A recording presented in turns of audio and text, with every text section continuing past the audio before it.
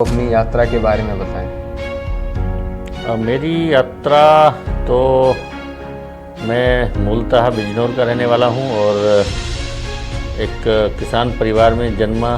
सबसे बड़ी ताकत मतलब क्या थी इसमें?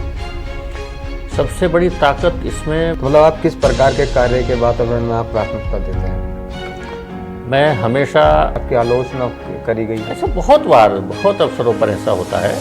किसने प्रेरित करा कि आपको मतलब 12वीं के बाद आपको ये शिक्षा करनी है, आपको इस फील्ड में आना, मतलब कैसा प्रेरित? नहीं, मैंने 12वीं के बाद ज्वाइन नहीं किया था। मैंने योगदान है, बहुत ही उन्हीं का योगदान है। मेरे मामा के बेटे हैं अशोक कटारिया जी। कठिन निर्णय क्या था मतलब आपका, अगर देखा जाए तो आपको कोई ऐसी चीज़ जब आपने काम करा या आप आज भी या रिसेंटली कल भी हो सकता है कोई ऐसा जो आपको लगता हो कि ये मेरा कठिन निर्णय है? कठिन निर्णय होता है। मैं आपको बताऊं, करीब पहले के छात्रों में और अब के छात्रों मतलब क्या फ़र्क आपको देखने को मिलता है? देखिए, हमेशा कहा जाता है ना परिवर्तन। मैं भी यहाँ का छात्र हूँ, तो आप मतलब एक अंदर एक छात्र के अंदर होती है कि मतलब कैसा क्या विजन रहा, ये मैं और एक कैमरा जानना चाहता है। कैसा लगा आपको ये सवालों के मतलब घेरे में आप बैठे हैं, थोड़ी पुरानी नई और सारी चीज़ सवालों में रहा। अच्छा लगता है जब पहले तो ये पॉडकास्ट ही मेरे से एक सवाल कर रहा है कि इसको मैं क्यों कर रहा हूँ। नमस्कार साथियों, आदाब, सत श्री अकाल। मैं आपका पवनीश यादव।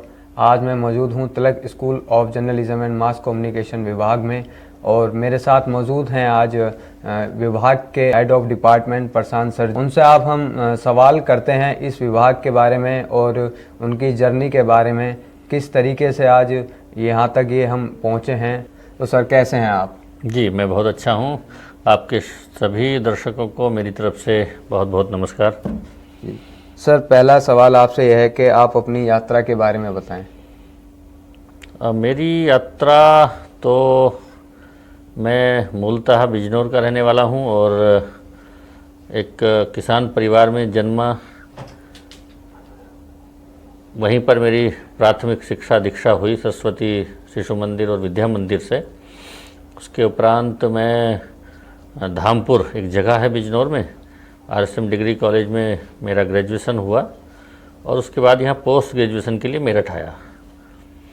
पोस्ट ग्रेजुएशन के दौरान मैंने जब जर्नलिज्म में यहाँ एडमिशन लिया, तो मेरा ये सौभाग्य है कि जिस विभाग में मैं पढ़ा हूँ उसी विभाग में मैंने अध्ययन किया, अध्यापन किया और आज यहाँ इसके अध्यक्ष के रूप में या निदेशक के रूप में यहाँ मैं आज अपनी जिम्मेदारियों का निर्वहन कर रहा हूँ। तो ये जो यात्रा है बहुत इंटरेस्टिंग है, और इंटरेस्टिंग इसलिए है कि मैंने इस विभाग को बनते हुए, इस विभाग को आगे जाते हुए, और आज हम देखते हैं इस विभाग का नाम न केवल इस शहर में, न केवल इस उत्तर प्रदेश में, बल्कि देश में ऐसी तमाम जो रैंकिंग एजेंसियां हैं उन्होंने रिकॉग्नाइज़ किया है और हम लोग देश में आज एक अच्छे स्थान पर स्टैंड कर रहे हैं। तो ये बहुत अच्छी एक यात्रा है। इस सभी जो भी आज विभाग जिस स्थिति में है उसमें यहाँ के विद्यार्थियों का, यहाँ के एलुमनाइज का, यहाँ के शिक्षकों का, और इस पर विशेष रूप से जो विश्वविद्यालय प्रशासन है उसका बहुत महत्वपूर्ण योगदान है। तो सर आपने सब चीज़ मतलब इतनी मेहनत करके आप किसान परिवार से आपने करा, तो मतलब इसमें आपकी सबसे बड़ी ताकत मतलब क्या थी इसमें? सबसे बड़ी ताकत इसमें मैं हमेशा से ये मानता हूँ कि आप अगर सकारात्मक दृष्टिकोण रखेंगे तो निश्चित रूप से आप का जो आसपास का एनवायरनमेंट है वो भी वैसा ही बनता चला जाता है जी। मैंने एक किताब पढ़ी थी, रोंडा बर्न की एक किताब है द सीक्रेट। उस किताब का मूल यही है कि आप जैसा सोचते हैं वैसा ही एनवायरनमेंट क्रिएट होता चला जाता है। इसलिए मैं हमेशा पॉजिटिव अप्रोच रखने वाला व्यक्ति रहा हूँ। मैंने हर चीज़ को सकारात्मक दृष्टिकोण से देखा है, उसमें पॉजिटिव एस्पेक्ट्स क्या हो सकते हैं इस दृष्टि से सोचा है, तो उसका ही ये प्रतिफल है।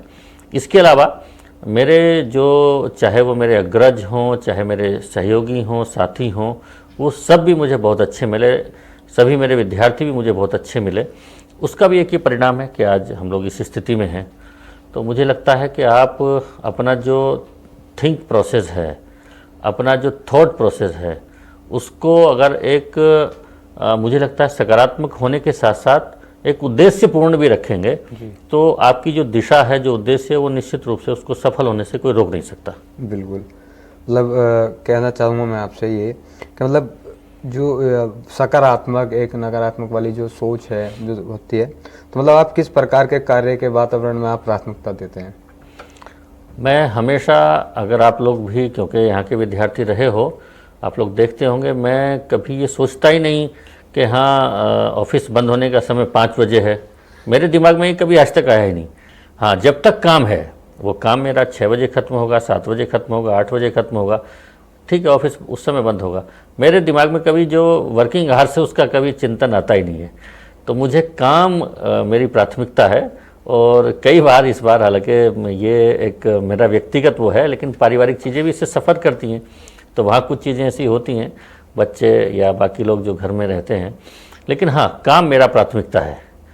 अगर काम आपका प्राथमिकता रहेगा तो डेफिनेटली जिस उद्देश्य से आप यहाँ आए हैं, जो यहाँ के मेन स्टेक होल्डर हैं यानी स्टूडेंट, उसके लिए आप कुछ न्याय कर पाएंगे। बिल्कुल।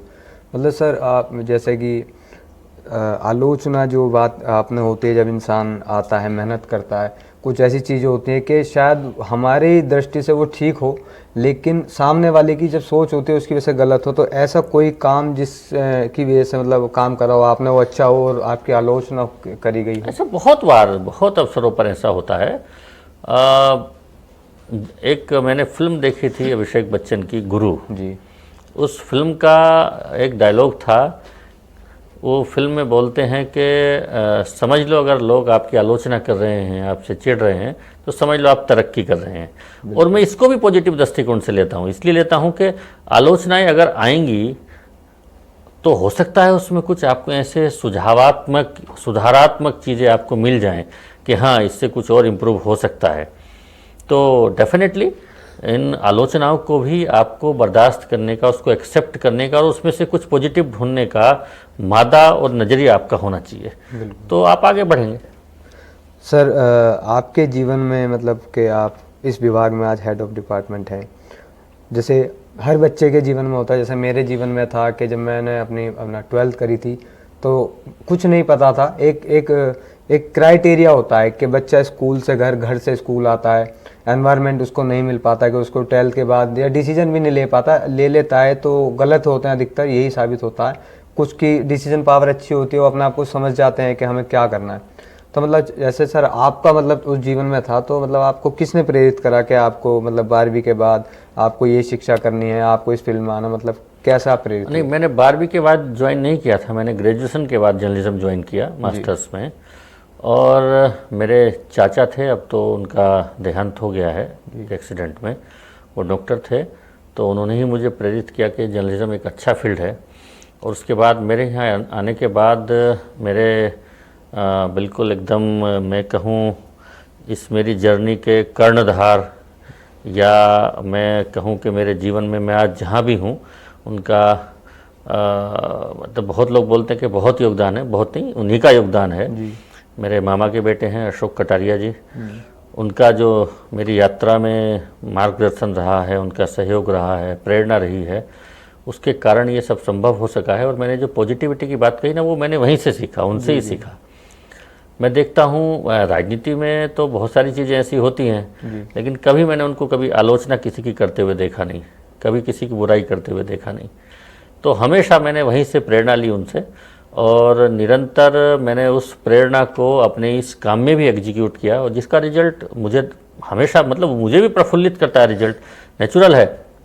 अभी 2-2.5 महीने पहले जो अपना द वीक और इंडिया टुडे की रैंकिंग आई है, तो जब आप किसी विभाग के लिए काम कर रहे होते हैं और आप भी उसके स्टेक होल्डर हैं, और वो विभाग ऊंचाइयों को छू रहा होता है, तो वो आपको भी प्रफुल्लित करता है, आपको भी एनर्जी देता है, आपको भी एक नया काम और उत्साह की प्रेरणा देता है।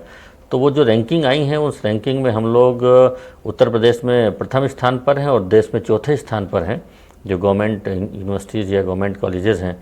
तो निश्चित रूप से वो सब प्रेरणा के जो पीछे के लोग हैं, आपका चाहे वो परिवार हो, आपके सहयोगी हों, आपके स्टूडेंट्स हों, आपके मित्र हों, वो कहीं ना कहीं उसकी जड़ में होते हैं। क्योंकि वो जो एनवायरनमेंट है ना, वो एनवायरनमेंट का, जैसे मैं बार बार इस बात को इंगित कर रहा हूँ, उस एनवायरनमेंट का रोल बहुत इंपॉर्टेंट होता है। क्योंकि हमारे यहाँ कहा भी जाता है ना कि जैसा खाएंगे अन्न वैसा होगा मन, है ना। बिल्कुल सही बात। तो जैसे लोगों की संगत आपके साथ रहेगी उसका इम्पैक्ट आपके जीवन पर, आपके व्यक्तित्व पर, आपकी पर्सनालिटी पर आएगा ही। आएगा ही। तो इसलिए आपको हमेशा, विवेकानंद कहते हैं ना कि आपके जो दोस्त हैं ना, आपके दोस्त ऐसे होने चाहिए जो आपको गलतियों पर टोक सकें, आपके अच्छे कामों को प्रोत्साहित कर सकें। वो हमेशा कहते हैं इस बात को। तो इसलिए आपके दोस्त जो है वो ऐसे होने चाहिए। अच्छे सर, इसमें ऐसे भी तो होता है जैसे कि मतलब कुछ लोग जैसे खराब हैं और एक व्यक्ति अच्छा हो, मतलब एक अच्छा है तो वो अधिकतर देखा जाता है वो अच्छा व्यक्ति या तो बिगड़ जाता है या तो वो ग्रुप में तो रहता है लेकिन बिगड़ता नहीं।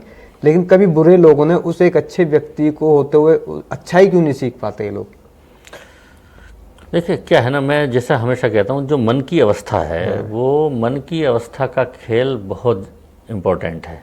अगर आपकी जो भाव है वो भाव आपको लगातार ये कचोट रहा है कि हाँ मेरी जिम्मेदारी क्या है, मैं किस लिए आया हूँ। आप सपोज करिए, मैं हमेशा कहता हूँ इस बात को, जब स्टूडेंट्स आते हैं नए, स्पेशली जब वो उनका ओरिएंटेशन होता है, हमेशा मैं कहता हूँ कि इस विभाग से ऐसे लोग भी हैं जो जिनका पैकेज 1 करोड़ रुपए है, ऐसे लोग भी हैं जो 5,000 रुपये की नौकरी भी जिनको नहीं मिल पा रही है।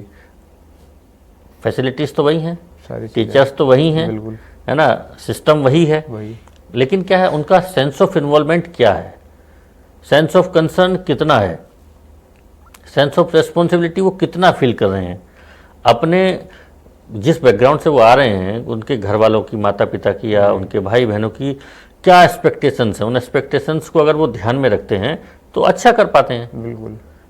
तो वो सारा खेल है आपकी मन स्थिति का, मन के भाव क्या हैं आपके।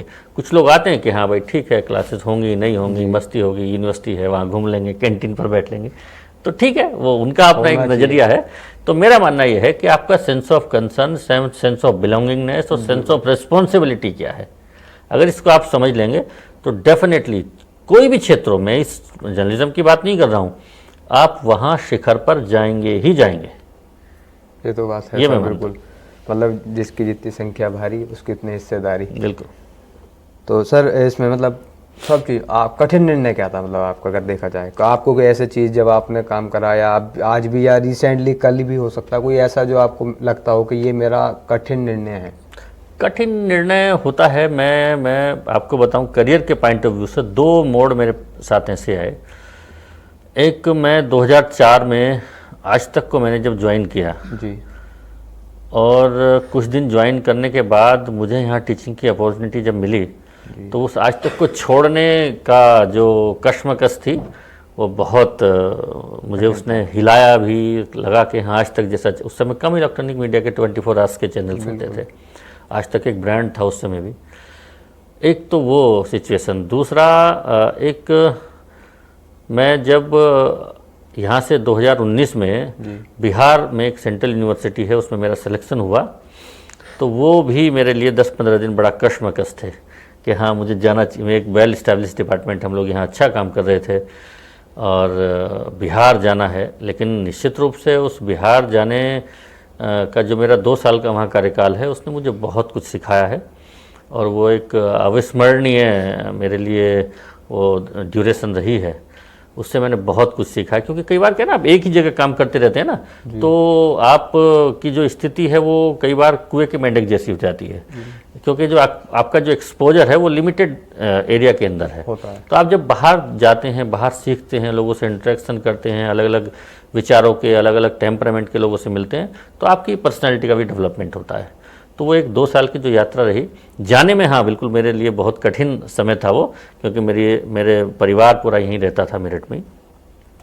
उन सब चीज़ों को छोड़कर जाना और बिहार के बारे में जो परसेप्शंस हैं उन परसेप्शंस को भी नज़रअंदाज नहीं किया जा सकता था, लेकिन मैंने वहाँ जाकर देखा वहाँ ऐसा नहीं है कुछ भी। उससे मतलब लगता होगा कि मैं ले तो रहा हूँ डिसीजन इस टाइप कर रहा हूँ कि पता नहीं आगे क्या होगा, क्लियरिफिकेशन, क्योंकि मैं उस समय यहाँ हेड ऑफ द डिपार्टमेंट ही था, यहाँ तो चीज़ बढ़िया है। तो वो सब चीज़ें उस समय भी एक थोड़ा सा वो कन्फ्यूजिंग का दौर था मेरे लिए, कठिन समय था वो थोड़ा।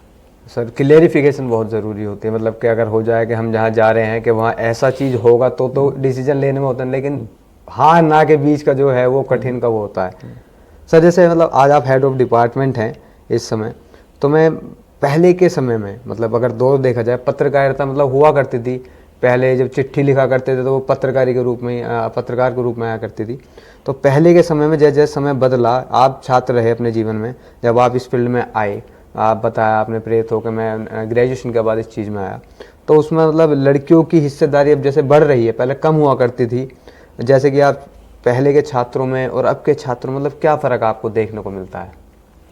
देखिए, हमेशा कहा जाता है ना, परिवर्तन प्रकृति का शाश्वत नियम है जी। शाश्वत नियम है, यानी वो मतलब उसको टाला नहीं जा सकता। और जब देश की आज़ादी का आंदोलन चल रहा था तो आप महसूस करेंगे कि शायद ही कोई ऐसा उस समय का क्रांतिकारी हो जिसने जर्नलिज्म का यानी पत्रकारिता का सहयोग ना लिया हो या वो पत्रकार के रूप में स्थापित ना हुआ। महात्मा गांधी से लेकर के आप बाल गंगाधर तिलक जी की बात करें, महात्मा गांधी, गणेश शंकर विद्यार्थी, सुभाष चंद्र बोस, भगत सिंह भी लिखते थे, ऐसे मतलब माखनलाल चतुर्वेदी, ऐसी एक फहरिस्त है वो बहुत लंबी। लेकिन उस समय उद्देश्य था पत्रकारिता का कि हाँ, देश को आज़ाद कराना है। लेकिन जैसे ही देश आज़ाद हुआ, पत्रकारिता भी कहीं ना कहीं उद्देश्य रहित हुई और उसके भी जो मापदंड हैं या मानक हैं वो भी परिवर्तित हुए। बिल्कुल। तो कहीं ना कहीं व्यवसाय की तरफ चली गई। जो मिशन होता था वो मिशन अब प्रोफेशन में तब्दील हो गया। अब जब वो प्रोफेशन में तब्दील हुआ, लिटरेसी रेट भी हमारा बढ़ा, धीरे धीरे चीज़ें हम देखेंगे 90s के दौर में ग्लोबलाइजेशन का दौर जैसे आया भारत में, तो तब से स्थितियां परिवर्तित हो गई। महिलाओं के लिए भी रास्ते खुले मीडिया जैसे क्षेत्रों में। तो हम देखते हैं इस विभाग को 23 साल हो गए हैं बने हुए, 24वां वर्ष चल रहा है। तो अब शुरुआती दौर में हाँ, लड़कियां नो डाउट कम आती थी एडमिशन लेने के लिए, लेकिन अब माहौल ऐसा हुआ लेकिन करता था। अब वो संख्या कई, अभी जैसे फर्स्ट ईयर की हम बात करें तो उसमें लड़कियों की संख्या लड़कों की अपेक्षा ज़्यादा है। अब जो ग्राफ था वो उल्टा हो गया है। अभी आप देखेंगे अपना कन्वोकेशन हुआ जी, तो उसमें लगभग 83-84% जो मेडल्स हैं, गोल्ड मेडल हैं, वो लड़कियों को ही मिले। लड़कों को तो 16-17% ही मिले। तो यानी केवल जर्नलिज्म ही नहीं, सोसाइटी का पूरा सिनेरियो बदल रहा है। तो वो, और उसके पीछे कोई ऐसा कारण नहीं है कि कोई रॉकेट साइंस है, सीधा सा कारण है कि हाँ, अब पेरेंट्स ने या गार्जियंस ने ये मान लिया है कि हाँ, लड़कियों को भी पढ़ाना चाहिए। और उसका रिजल्ट ये है, आप देखिए लड़कियां क्योंकि कंसंट्रेशन लेवल उनका थोड़ा ज़्यादा होता है, फोकस ज़्यादा होती हैं, तो मेडल भी प्राप्त कर रही हैं। मतलब वो कंसंट्रेशन मतलब बढ़िया ना, वो जो काम कर रही है तो फिलहाल उनके दिमाग में वही काम है। तो हर क्षेत्र में उनकी हिस्सेदारी बढ़ रही है। अब लड़कियां केवल पत्रकारिता नहीं, हर क्षेत्र में उनकी हिस्सेदारी बढ़ रही है और ये सुखद एहसास है। ऐसा नहीं है, ये अच्छी बात है कि हाँ, जो 50% इस देश का हिस्सा है उसको भी उसकी हिस्सेदारी मिले, उसको भी वो अवसर मिले, वो मौके मिले, तो वो भी कुछ करके दिखा सकती हैं। तो वो हो रहा है ऐसा। ये तो है सर, बिल्कुल। महान एक व्यक्ति ने कहा था मुझसे, मतलब ये है वाली बात कि अगर लड़की शिक्षित होगी तो घर शिक्षित होगा, घर शिक्षित होगा तो देश शिक्षित होगा। तो ये फैक्ट है, क्योंकि बच्चा सबसे ज़्यादा बाप से ज़्यादा मतलब अगर देखा जाए तो माँ से ही कनेक्ट रहता है, आना जाना। पिताजी तो जब लड़के होते हैं वर्क करते हैं तो सुबह से जाएंगे शाम को, वही सारी चीज़। ठीक बात है। तो सर मतलब आप इस फील्ड में एक इंसान के एक आइडल भी होता है। आइडल कहने मतलब कि आप किसको ज़्यादा सुनना पसंद करते हैं, या पॉलिटिक्स में देखे जाए तो आप, हम मीडिया है तो एक ना एक होता है कि इसका सुनना, तो किस पत्रकार को आप सुनना पसंद करते हैं, यानी कौन सा पसंद करेंगे जिसकी आवाज़, इसके शब्द आपको लगता हो कि ये करेक्ट हैं और मुझे मतलब सारी चीज़। देखिए, पर्टिकुलर नाम लेना तो थोड़ा सा मुश्किल भी रहता है, क्योंकि बहुत सारे इस समय के जो जर्नलिस्ट हैं, मैं अगर पहले के जर्नलिस्ट में बात करूं तो मुझे भानु प्रताप शुक्ल का जो विश्लेषणात्मक उनका लेखन की शैली थी वो बहुत अच्छी थी। 5 जन्य के वो संपादक रहे, कई ऐसे बहुत सारे मुद्दों पर उन्होंने लिखा है। मुझे लगता है कि वर्तमान में जो एनालिटिकल अप्रोच जिन जर्नलिस्ट की है, मीडिया आज देखिए ना 2 ध्रुवों में बटा है, तो मतलब वो स्थिति मीडिया के लिए तो कम से कम अच्छी नहीं है, क्योंकि जो मीडिया की एक सापेक्षता थी या मीडिया की निष्पक्षता थी वो कहीं ना कहीं प्रभावित हुई है। और उस प्रभावित होने में मैं ये नहीं कह रहा हूँ कि उसमें भाई पर्टिकुलर किसी संगठन का योगदान है या पर्टिकुलर कुछ चीज़ों का योगदान है, उसमें समाज का, क्योंकि एक इस तरह का हिस्सा अब इस तरफ जा रहा है बहुत सारे नैरेटिव्स हैं, ऐसे इंटरनेशनल नैरेटिव्स भारत को मतलब एक तरह से जो आप देखेंगे भारत का जो पिछले एक दशक में हम ये बात कहें कि हाँ ग्लोबली वो एक लीडर की भूमिका में है, तो वो कॉन्स्पिरेसीज भी इंटरनेशनल लेवल की होती रहती हैं, तो मीडिया भी उससे कोई अछूता नहीं है। लेकिन हाँ कुछ ऐसे प्रोग्राम जैसे मैं देखता हूँ, ब्लैक एंड वाइट एक प्रोग्राम है आज तक का, थोड़ा मुझे वो एनालिटिकल है, जर्नलिज्म की दृष्टि से ऐसे प्रोग्राम्स को देखना भी चाहिए, विद्यार्थियों को भी देखना चाहिए। इस तरह के कार्यक्रम मुझे थोड़ा अच्छे लगते हैं। बाकी तो डिबेट वगैरह सब आप देखते हैं, वहाँ तो डिबेट क्या, वो तो झगड़ा है, झगड़ा होता है एक तरीका। हाँ, इसलिए आज देखेंगे आप मीडिया की क्रेडिबिलिटी पर थोड़ा संकट आया है, संकट है। हाँ, इसलिए तो हमको मुझे लगता है आने वाली जो पीढ़ियाँ हैं हमारी जी, उनको अगर मीडिया की क्रेडिबिलिटी को बचाना है, उसकी विश्वसनीयता को पुनर्स्थापित करना है, तो इन सारे इश्यूज़ पर काम करना पड़ेगा। निष्पक्षता को हमको, जो चीज़ अच्छी है उसको अच्छा बताना पड़ेगा, जो चीज़ खराब है उसको खराब बताना पड़ेगा। इस पर काम करने की भी बहुत आवश्यकता है। तो सर मैं भी यहाँ का छात्र हूँ, तो आप मतलब एक अंदर एक छात्र के अंदर होती है कि मतलब कैसा क्या विज़न रहा, तो मतलब आप मेरे सवालों को घेरे में घिरे हैं जिसके साथ, तो मतलब आप उसके बारे में क्या सोचते हैं, मतलब क्या मतलब बताना चाहता है कैसा, ये मैं और ये कैमरा जानना चाहता है। नहीं बिल्कुल, तुम एक, मैं पिछले 6 वर्षों से तुम्हें जानता हूँ और उन 6 वर्षों में मैंने देखा है तुमने बहुत सारे, हर आदमी के व्यक्ति में अप एंड डाउन्स आते ही हैं, लेकिन तुमने जो एक पैशन के साथ, एक मिशन के साथ अपने काम की शुरुआत की है उसको तुम अभी बरकरार रखे हुए हो। और मुझे लगता है कि ये जो आपने अपना एक काम, एक यूट्यूब चैनल शुरू किया है, डेफिनेटली ये एक मतलब अच्छी दिशा में जाए। और जैसे मैंने अपनी बात की शुरुआत में कहा था कि पॉजिटिव रहना बहुत ज़रूरी है, एनालिटिकल अप्रोच रखना बहुत ज़रूरी है, क्योंकि हम तभी आगे बढ़ सकते हैं जब हम अपने उद्देश्यों को पूर्ति करने के लिए अपने अप्रोच को सकारात्मक रखें। और वो मुझे आपके अंदर दिखाई देती है कि आप एक सकारात्मक व्यक्ति हैं, क्योंकि क्लास में क्या है ना, शिक्षक कहावत है ना कि पूत के पाँव पालने में ही दिख जाते हैं। तो आपका भविष्य मुझे लगता है कि इस क्षेत्र में उज्जवल है। आप मेहनत करेंगे निश्चित रूप से तो आगे जाएंगे ही जाएंगे। और आपका ये चैनल भी एक मतलब देश के डेवलपमेंट में ही नहीं, देश की जो विरासत है, चाहे वो सांस्कृतिक धरोहर हो, चाहे वो हमारे ऐतिहासिक परिदृश्य हो, चाहे वो भारत की ज्ञान परंपरा हो, उसको लेकर आगे जाएंगे, ऐसा मैं विश्वास करता हूँ। मेरा अगला सवाल यही था कि मतलब मेरी सफलता आपको कैसी दिखती है, पर आपने इसका जवाब ही इसमें दे दिया। ठीक है सर, मतलब कैसा लगा आपको ये सवालों के मतलब घेरे में आप बैठे हैं, आप थोड़ी पुरानी नई और सारी चीज अच्छा लगता है जब पुरानी यादें ताज़ा होती हैं, जब आपसे ऐसे सवाल पूछे जाते हैं कि हाँ आप जो आपकी स्मृतियाँ हैं उन स्मृतियों में आपको पहुँचाया जाता है, तो वो अच्छा लगता है। एक सुखद एहसास होता है कि हाँ जिन स्थितियों से आप एक सामान्य परिस्थितियों से निकल कर के आए हैं और उन स्थितियों को बखान करना, उन पर बोलना हमेशा अच्छा लगता है, क्योंकि मनुष्य का जो अतीत है और वो अतीत से जब थोड़ा आगे बढ़ता है, मतलब प्रोग्रेस की तरफ जाता है, तो उसको अपने अतीत को कभी भूलना नहीं चाहिए। जी। उसका अतीत हमेशा उसके लिए बहुत महत्वपूर्ण है। तो वो उन सब चीज़ों को याद करके अच्छा लगा और आपने इस तरह का प्रोग्राम अपने इस चैनल पर रखा और मुझे यहाँ आमंत्रित किया। मैं इसके लिए आपका बहुत साधुवाद देता हूँ, धन्यवाद देता हूँ और आपके लिए बहुत उज्जवल भविष्य की कामना करता हूँ। धन्यवाद सर आपका। आप हमारे इस पॉडकास्ट में हम दोनों ने एक चर्चा करी पुरानी और नई सारी चीज़ों को लेकर, और ख़ास तौर से मीडिया जो आज एक संविधान का एक चौथा स्तंभ कहा जाता है, और मतलब एक देखा जाए मतलब एक मजबूत निष्पक्ष जिसे कहते हैं, शायद हो सकता है कि मैं किसी पर आरोप ना लगाऊं, ना ही मैं कहना चाहता, लेकिन एक सवालों के जवाब जो होते हैं उसमें कोई ऐसा हेर फेर नहीं होता है इसमें, तो इसलिए ये सबसे मजबूत है। तो जैसा कि आप सभी लोगों ने देखा कि इस पॉडकास्ट में मेरे साथ मौजूद head of department Tilak school of journalism and mass communication के डॉक्टर प्रशांत सर जी। तो मैंने इनसे सर से चर्चा करी पुरानी, नई और वर्तमान की विषय पर। तो देखिए जीवन बहुत कठिन है और हर व्यक्ति ही जीवन में कठिनाइयों से गुजरता है, और आज का दौर एक ऐसा है जैसे कि कुछ कठिनाई आ जाए तो इंसान अपने आप पर काबू नहीं रख पाता, कुछ ऐसे स्टेप ले लेता है। तो ये पॉडकास्ट जो मैं, जैसे कि मैंने आप सभी को बताया था कि ये पॉडकास्ट बनाने का का मेरा मतलब क्या है, यानी कि ये पॉडकास्ट ही मेरे से एक सवाल कर रहा है कि ये क्यों।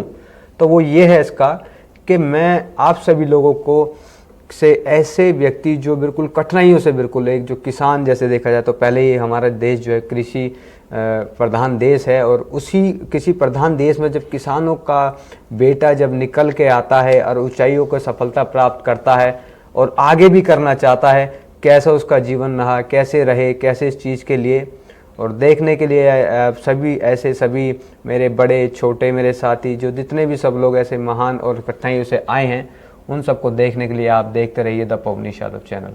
धन्यवाद।